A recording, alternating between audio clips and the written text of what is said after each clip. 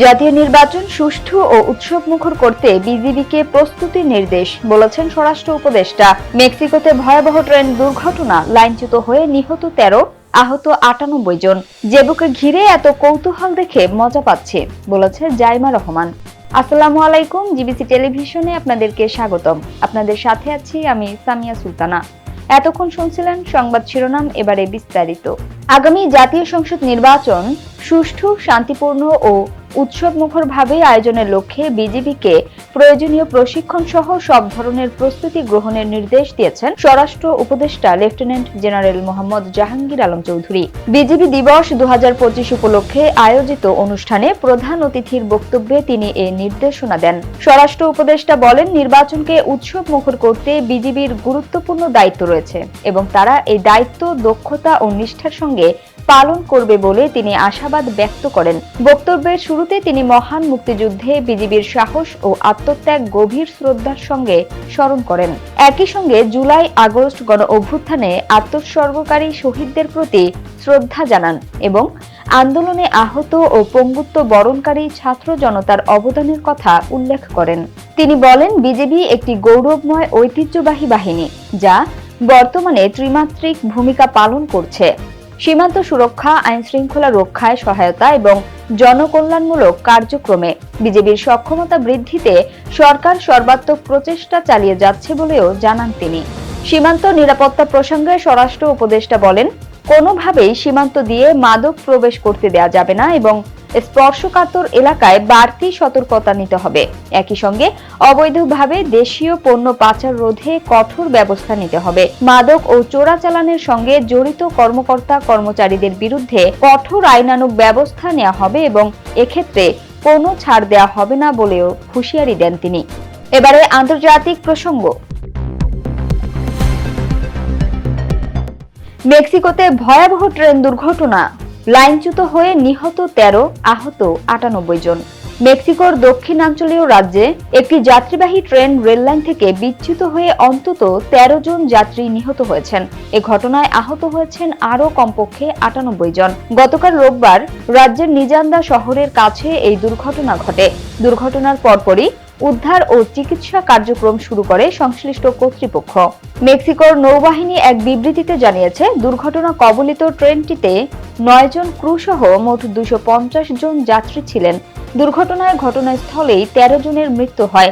আহত ৯৮ জনের মধ্যে ৩৬ জনকে বিভিন্ন হাসপাতালে ভর্তি করা হয়েছে। বাকিরা প্রাথমিক চিকিৎসা শেষে আশঙ্কামুক্ত রয়েছেন বলে জানানো হয়েছে।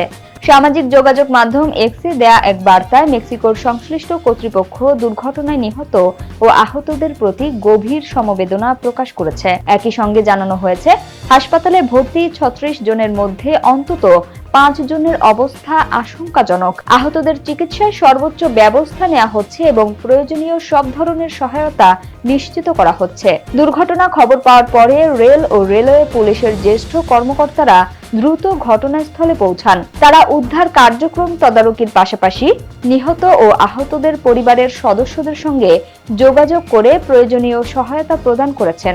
দুর্ঘটনায় ক্ষতিগ্রস্তদের সহায়তায় স্থানীয় প্রশাসন ও জরুরি সেবাদানকারী সংস্থাগুলো একযোগে কাজ করছে।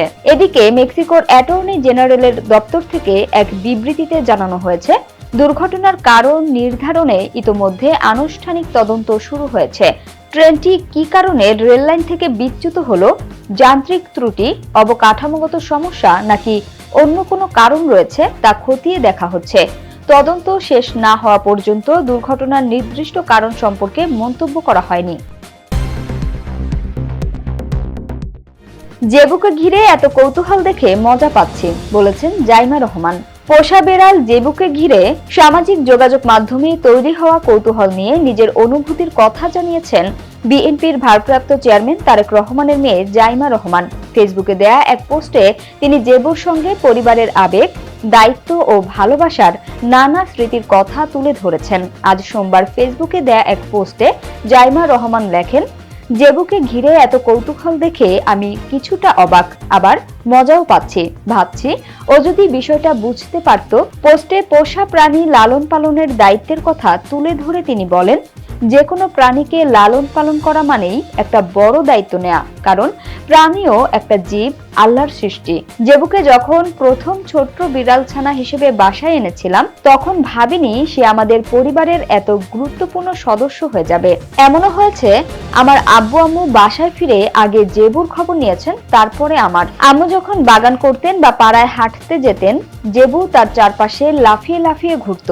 জাইমা রহমান আরো লেখেন, সন্ধ্যায় আব্বুর অনলাইন মিটিংগুলো শেষ হওয়া পর্যন্ত তার কোলে গুটিসুটি মেরে বসে থাকতো, মাথায় হাত বুলানোর আদর উপভোগ করত। আর আমার ক্ষেত্রে জেবু যেন সবসময় আমার মনের অবস্থা বুঝে ফেলতো। তার ছোট্ট পা আর কোমল ছোঁয়া দিয়ে যেভাবে পারে সেভাবেই সঙ্গ দিত। বিদেশে বসবাসের কারণে পোষা প্রাণীর পরিবেশ বদলের বিষয়টিও তুলে ধরেছেন তিনি। জাইমা রহমান বলেন, যারা প্রাণী পোষেন তারা জানেন পোষা প্রাণী নিয়ে বাসা বদলানো কতটা কঠিন। জেবু এখন মহাদেশ পেরিয়ে একেবারে নতুন একটা দুনিয়ায় এসেছে।